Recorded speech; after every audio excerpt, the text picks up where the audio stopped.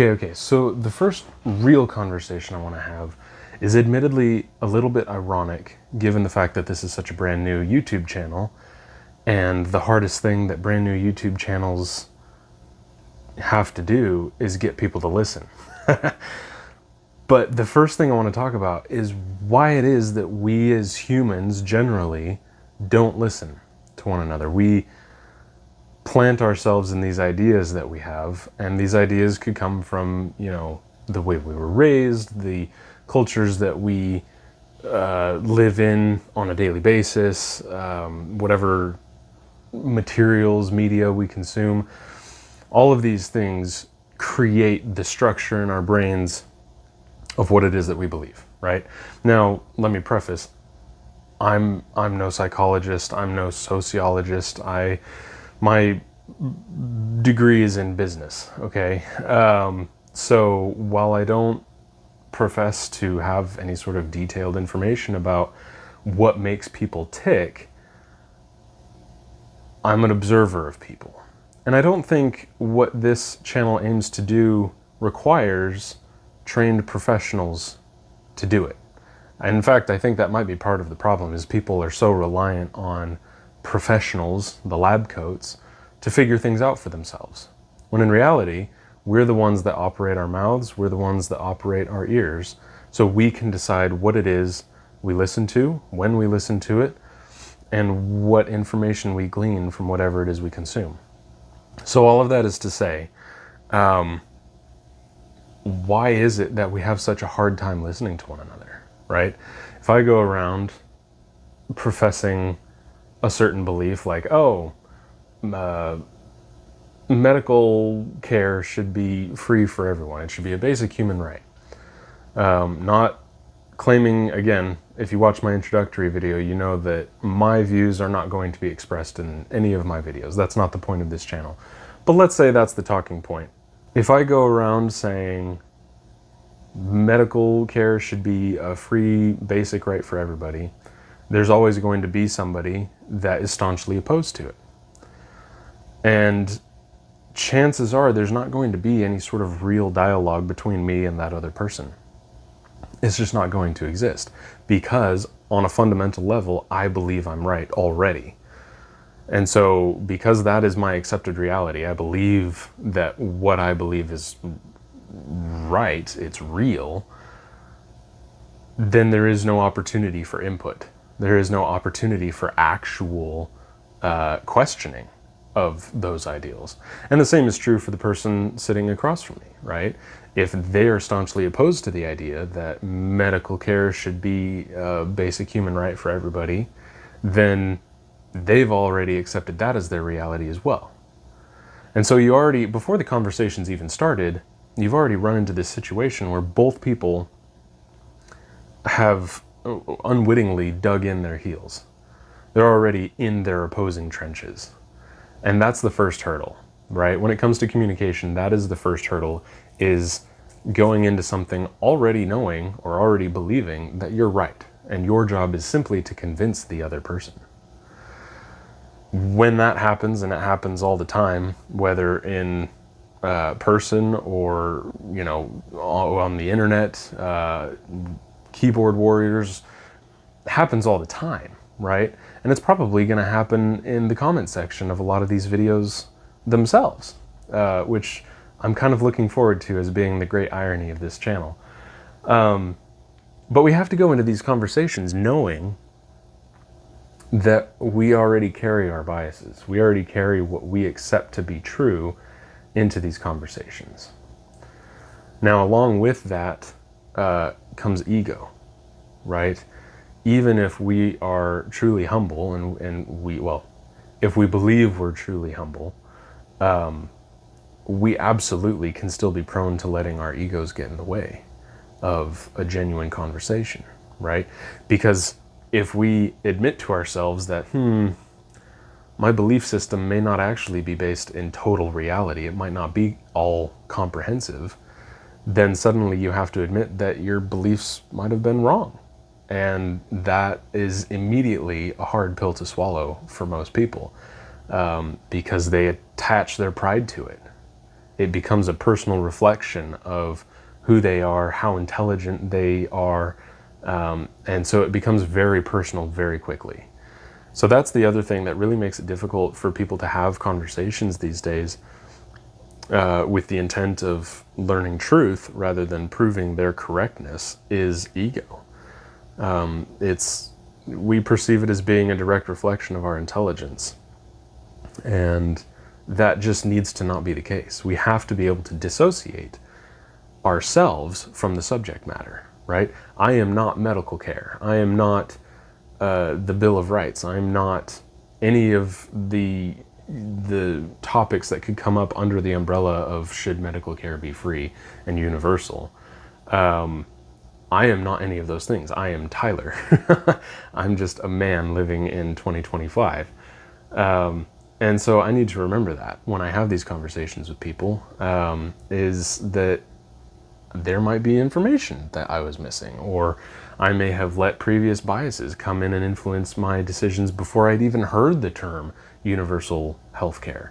So, these are just kind of the introductory ideas as to why it is we don't listen to each other.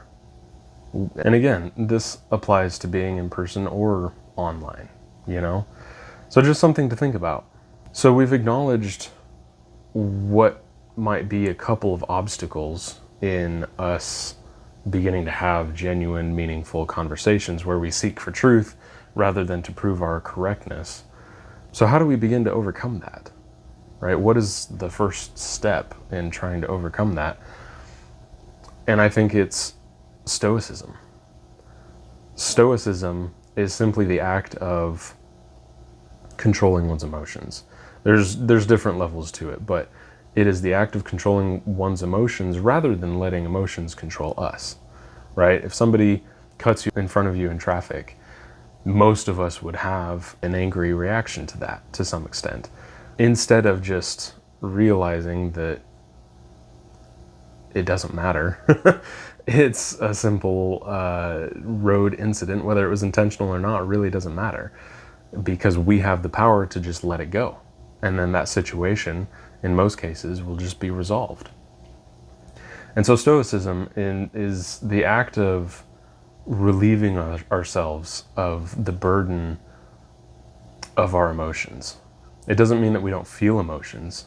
We're not trying to become Vulcans here where we rid ourselves of all emotions. We still feel it, right? But we don't let them control us. Our emotions are the fastest and easiest way for us to become manipulated, for good or for bad, which is where many of our biases come from. But that's the first thing that we have to do if we want to start having meaningful conversations, is we want to begin to adopt some ideals of Stoicism. We want to get the emotion out of it. So if I say, I believe universal healthcare should be free for everybody, and somebody says, no, that shouldn't be the case, there shouldn't be this instant defensiveness on either side, right? I should be able to ask, okay, well, why do you feel that way? And then I should be able to express why I feel my way. And when both people are able to do that, when both people are able to step back and remove themselves from the equation and just make it about the topic, this magical thing happens. And you start to find all of these little pieces, these little nuggets of common ground that you didn't think existed before. And when that happens, suddenly you're on the same side. You're working towards common goals. You just might not totally agree, at least right away, on how to accomplish those goals. And that is really the key right there in communication. In my own personal life, right? I am once divorced. I'm married now, but I married a wonderful woman who had 2 daughters before I came along. So I have 2 stepdaughters. And now we have a kid together ourselves. But as you can imagine, having stepdaughters or having stepchildren and marrying into that kind of situation requires a lot of conversations. It requires a lot of just figuring out the dynamics, figuring out all the different types of situations that can come up, figuring out where our priorities lie, how, she parents them versus how I would like to parent them, what that relationship looks like. There's so many different dynamics. I could make a whole mini series on it, and maybe I will. But what I found, and we discovered this very quickly, and we were fortunate that it came pretty naturally to us, but what we found was that when we reminded ourselves that we're working towards common goals, right? We want all of the kids to be successful. We want them all to be well-adjusted, mature adults as they grow. Then there's no room for argument. We take ourselves out of the equation. We realize what our common ground is, and we work towards that instead of trying to prove our own correctness. And I got to tell you, it's been amazing. I love being a stepfather, and I love the kids that have been put in my care, and I love my wife, and that we're able to have that dynamic where we adopt Stoicism and we look for truth rather than just to prove ourselves. And so I firmly believe that that can be applied to any area of life, whether it be political or religious or cultural. That can work. It does work. And I've seen that in a lot of different ways, in a lot of different places. So that is the goal of this channel. That's the goal of this conversation, right? We've identified already why it is so hard to have conversations with people that are in direct opposition of our viewpoints. And we've talked a little bit about how we can start to bridge that gap. So Stoicism is going to be something that we talk about quite a lot. But it's something, and let me know what you think in the comments, but Stoicism really seems to be the key to at least starting to have a conversation. It lays the foundation, lays the groundwork for this bridge, right, that we want to create metaphorically. So I really do believe that that is the key to not only successful relationships, but just successful conversations with people online. And granted, it's hard, especially online, to have both people on board. It's difficult to find somebody that is stoic and ready and willing to talk about the subject and not get so personally defensive about it. It's hard to do. It's, certainly easier said than done, but ultimately that's my mission here, is to help people come at these subjects, whatever it might be. It could be healthcare, could be, gun ownership, could be tribalism, could be religion. It doesn't matter what the subject is, but seeking for truth really can be the answer. And it should be the answer, in my opinion. And I think the way we do that is by removing ourselves from the equation and removing the emotion from the equation. Be stoic about it. And I think if enough people start to do that, I think if we have a critical mass of people in the world that begin to do that, conversations would begin to happen. And I think that would be an incredible thing. So let me know your thoughts. Obviously I want this to be a discussion. I want this to be something that we can talk about. And I plan on being fully engaged with comments. I know it's early days yet, so as we continue putting out videos, I want there to be conversations in the comments, because that's the whole point. This is not meant to be a persuasive channel. I'm never going to share my own personal viewpoints. That's not the point. The point is simply, how do we begin to talk with each other? So I don't care what your tribe is. I don't care what background you have or how staunchly you hold your beliefs. I believe that everybody can benefit from what it is we're trying to share in this channel. So thank you for your time. More episodes to come, and we're going to dive into more detail on specific issues in upcoming episodes. But I just wanted to kind of lay some groundwork, put in the concrete pylons for our bridge, if you will, and start to get some wheels turning about how we approach these subjects. So in future episodes, we're going to talk about, like I said, more specific issues and really start to dig in. and see if we can have some meaningful conversations about it. So thank you. Stay tuned. We'll see you next time.